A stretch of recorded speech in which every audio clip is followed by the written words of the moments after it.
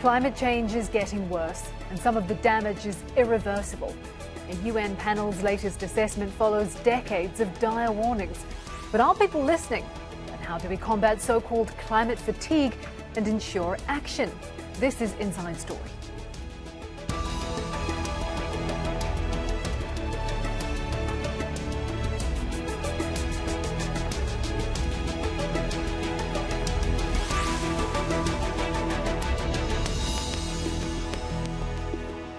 Hi there, welcome to the programme. I'm Vinnell. A code red for humanity, a wake-up call for the world. That's just some of the latest reactions to the biggest UN review of our warming planet since 2013. The Intergovernmental Panel on Climate Change says there's no longer any doubt that humans are heating up the oceans, land and sea by burning fossil fuels. Some of the damage, such as melting polar ice sheets, are now irreversible. Wildfires, heat waves and floods will likely become even more extreme, even if we drastically cut greenhouse gas emissions. You've been telling us for over 3 decades of the dangers of allowing the planet to warm. The world listened, but didn't hear. The world listened, but it didn't act strongly enough. And as a result, climate change is a problem that is here now. Nobody's safe, and it's getting worse faster. The report comes at a crucial time and ahead of a major UN climate summit in Glasgow in November. US Secretary of State Antony Blinken says governments and the private sector must work together with urgency to protect our planet. UK Prime Minister Boris Johnson, whose government is hosting the summit, says the report makes for sobering reading. India described it as a clarion call for developed nations. It's urging them to take immediate steps toward reducing carbon emissions. The European Union struck a more hopeful note. Its deputy climate chief said the report shows it's not too late to turn the tide. Well, the president of the COP26 summit in November says despite the dire predictions, we still have time to limit the damage. There is one other sort of key message to take away from this, which is that the future, of course, is not yet written. The very worst of climate change is still avoidable. If we look back to Paris in 2015, world leaders got together and said that they would do everything they could to limit global temperature rises to well below 2 degrees and aiming for 1.5. And what this report shows that 1.5 degrees is still achievable, but that it is retreating and is retreating fast. All right, let's bring in our guests. In Reading, in the UK, we have Richard Allan, Professor of Climate Science at the University of Reading and one of the authors of the IPCC report. In Melbourne, we have Grant Blashki, an Associate Professor at the Nossal Institute for Global Health at the University of Melbourne and the author of Climate Health and Courage.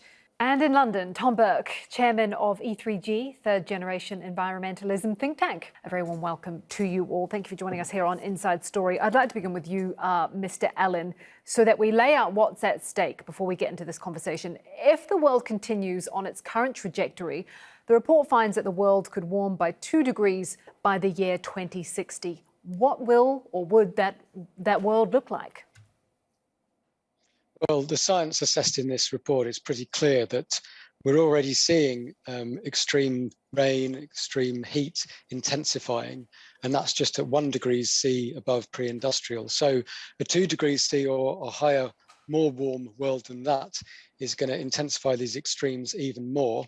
And as has already been shown in your report and stated in your report, there's still time to avoid the worst dangers of climate change if we act now.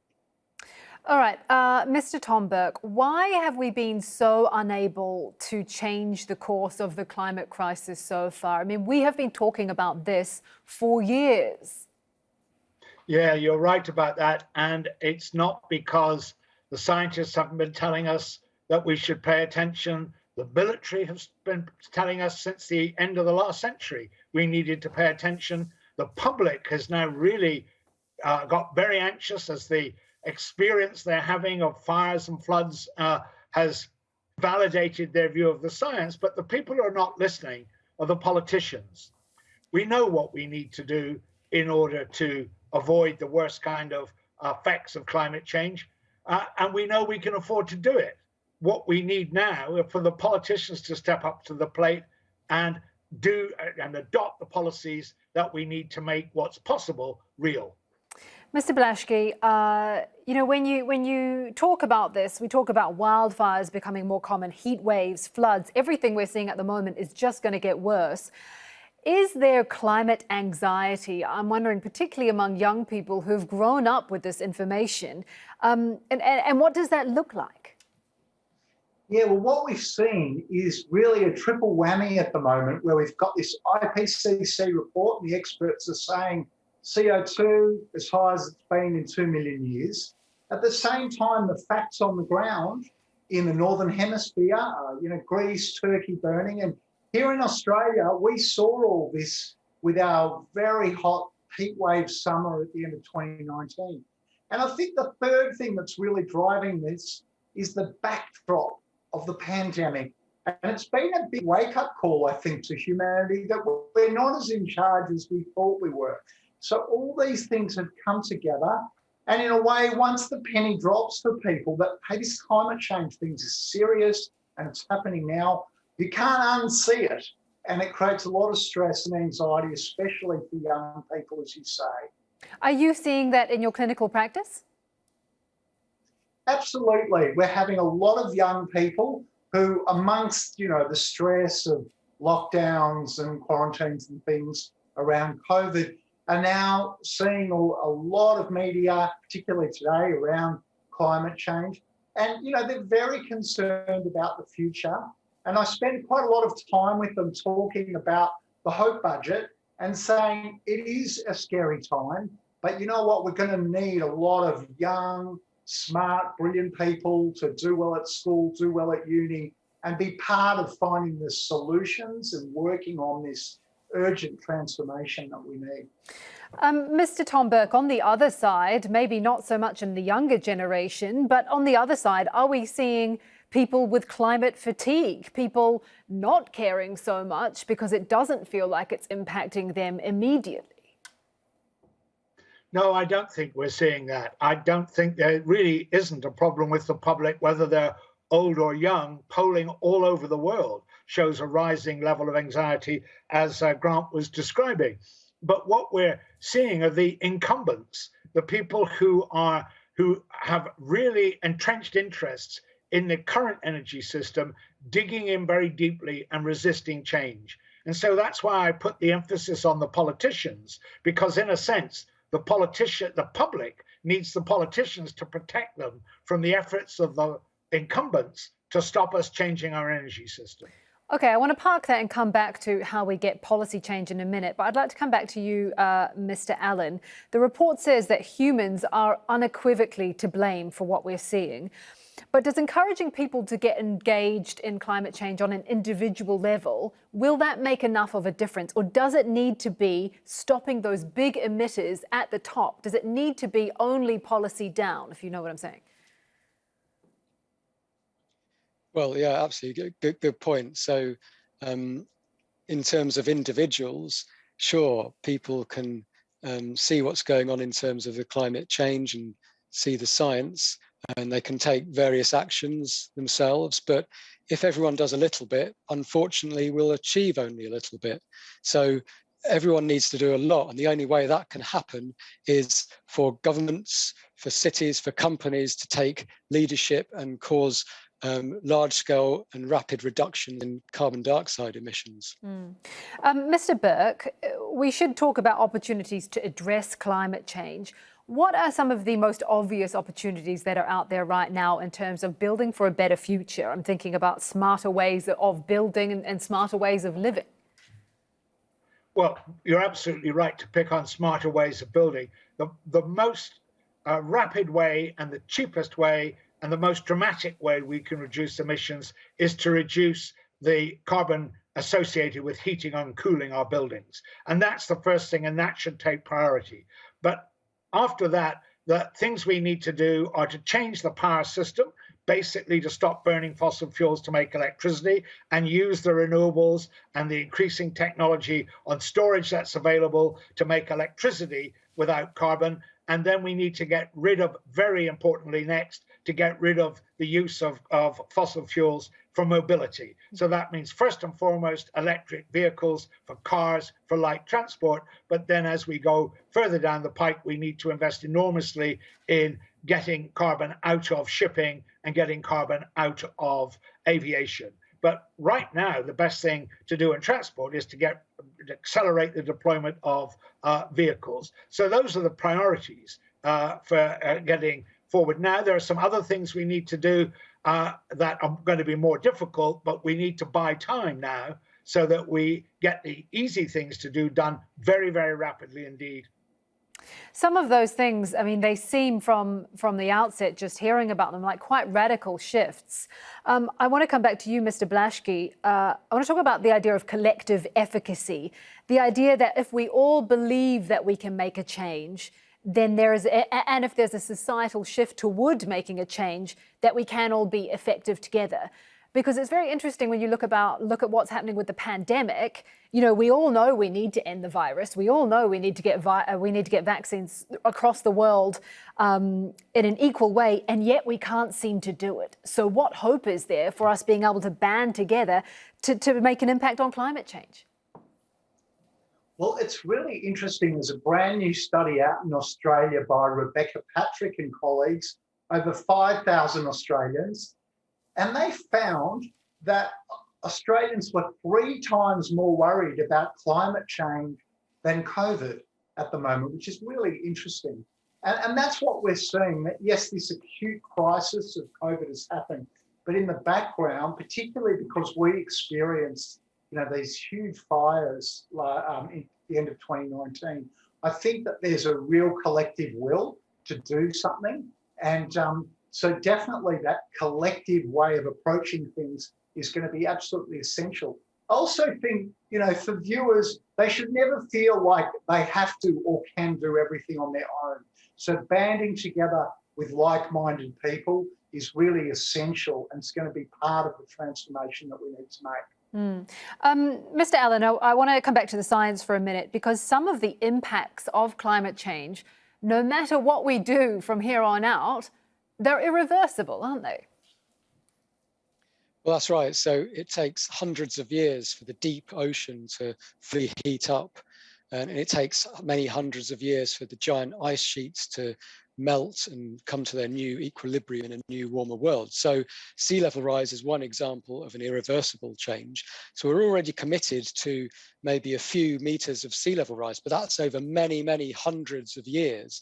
So that's, in many regions, you can adapt to that kind of change, and it's beyond human timescales. But the crucial thing to note is that if we don't limit the warming of the planet to 1.5 degrees C above pre-industrial, or even 2 degrees C if 1.5 isn't possible, then there'll be an even larger rise in sea level in the long term. So the fact that it's irreversible still doesn't mean we don't need to stop doing cutting greenhouse gas emissions. It's even more crucial to do that. I want to pause for a minute there and take a look at who some of the worst emitters are around the world. Topping the list is China, estimated to produce 30% of all global emissions. That's followed by the United States, which is producing nearly 15% of our total carbon footprint. And also at the top of the list are India, Russia, and Japan. Mr. Burke, I want to talk about that with you first. China's per person emissions are about half of that of the US, but because of its massive population, it's far and above the largest emitter. It's been criticised for its tepid response to addressing climate change. What's your take? I think that China has a very big problem, as do India, Russia, and all the other countries. And in a way, trying to sort this out in terms of per capita emissions is not a problem. Carbon is fungible.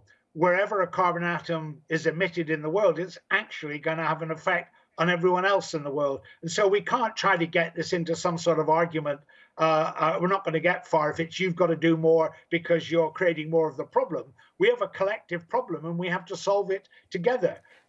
If climate policy fails, we all lose. But isn't that exactly what's happening among countries? I mean, you have India calling this report a clarion call for developed nations, but it itself has not committed to carbon neutrality even by 2060, like China. So isn't there a bit of hypocrisy happening at the policy level?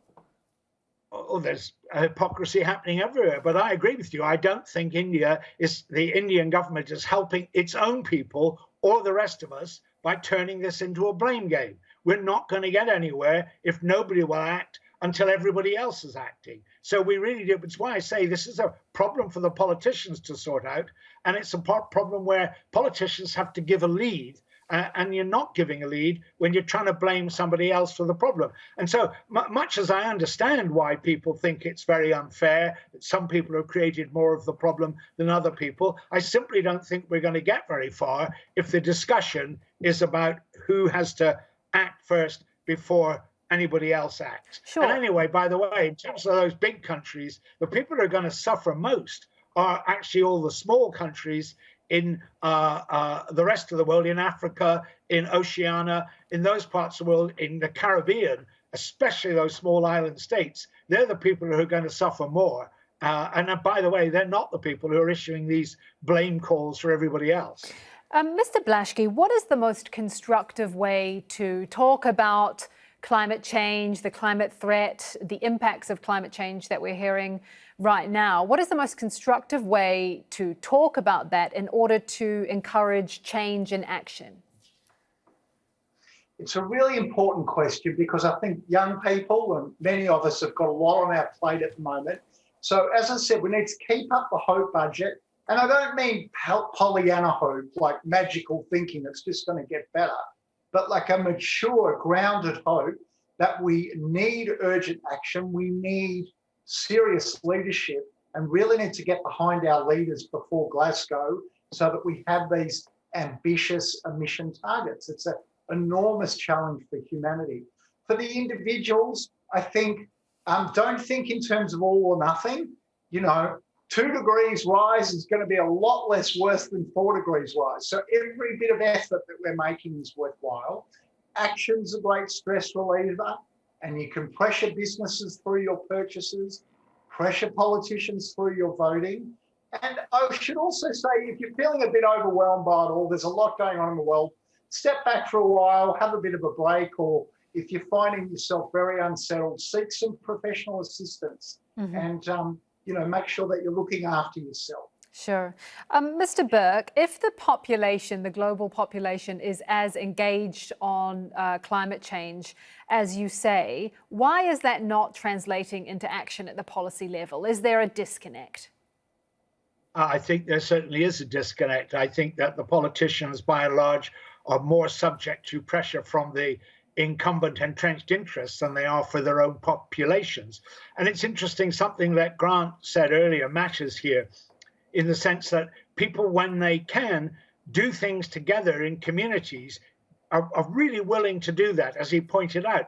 And that says there's a really important role for the mayors, the leaders of cities, to fill some of the gap in translating into problems into solutions, into action, fill some of the gap that's being left by the politicians at a national level. So I think we don't want to only look at what's going on at the national level. We need to look at what's going on in all those cities and towns where there are loads of examples of people coming together with local leadership and really getting on with solving the problems. Mr. Allan, how quickly will our world respond to action, to a reduction in fossil fuels?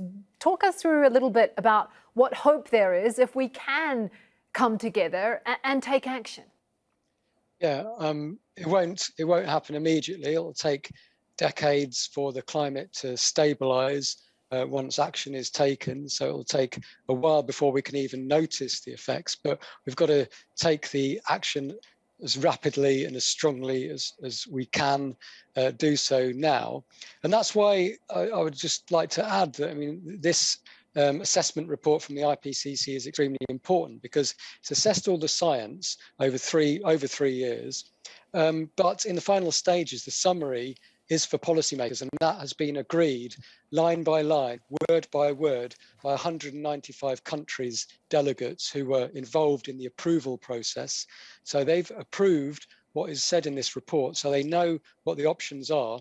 And so the report like this can act as a tool, a resource to lead into the COP26 in Glasgow in the UK upcoming in November. So it's really crucial that they appreciate that this has been agreed and collaborated with governments, and now it's up to governments to take the strong action, and as the other guests have mentioned, up to cities, companies, and getting into collectives. So we can all do a bit, but the government action is absolutely crucial. Very quickly, well, I guess it's actually quite a big question, but I want to ask about climate denial from a psychology point of view in a little bit. But for you, Mr. Allan, explain to me how the science has improved in terms of being able to project forward and to actually unequivocally link weather events with climate change, because that has been a bastion for climate deniers for quite a while. But the science has really improved, hasn't it?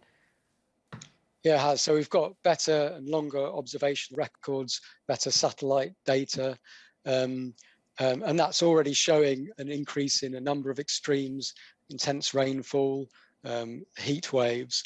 But as you mentioned, it also involves physical understanding of the processes that's getting stronger, but also really high, fine detail computer simulations that simulate all the weather patterns that could be created in a particular event.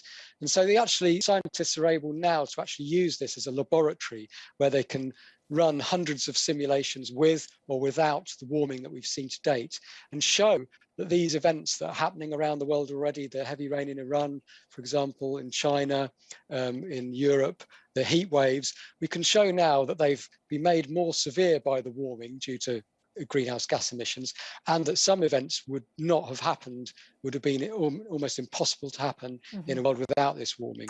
So there's that, and these same models, these same simulations are then used to project out into the future.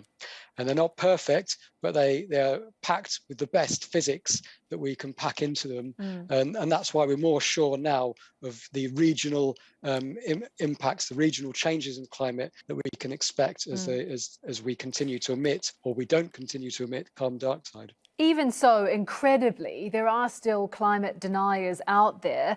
Mr. Blashki, I mean, there are some quite well-known, famous people who fall into that camp, but how does that happen? I mean, is there a real cognitive dissonance going on there?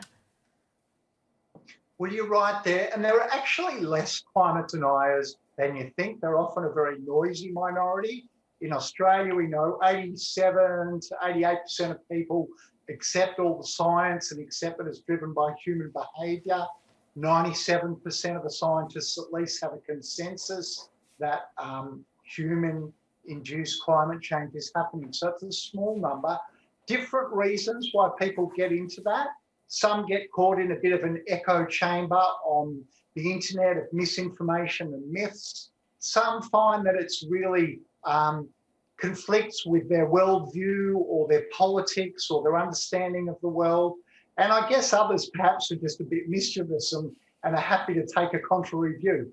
But the important thing is that we're seeing in the world with the facts on the ground now, not even just models, that it's becoming more and more impossible to deny the reality of climate change. We are coming to the end of the programme. Very quickly, Mr. Burke, I want to ask you, we've got about a minute to go. How hopeful are you for the future of our planet, for the belief that we can make a change and we can confront this threat? What we've seen all over the world from the coronavirus is that actually, by and large, people, whatever their culture, are willing to do the right thing when it's clearly explained to them what needs to be done. That's what gives me hope that we can deal with this problem. But to do that, we need politicians to give a much better lead than they're giving at the moment. All right. Hey, thank you very much for joining us here on Inside Story. Richard Allan, Grant Blashki and Tom Burke. We appreciate it. And thank you too for watching. You can see this and all of our previous programmes again anytime by visiting our website, aljazeera.com. And for further discussion, you can go to our Facebook page. That's facebook.com/AJ Inside Story. And you can also join the conversation on Twitter. We are at AJ Inside Story. From me, Vinnell, and from the entire team here in Doha, bye-bye for now.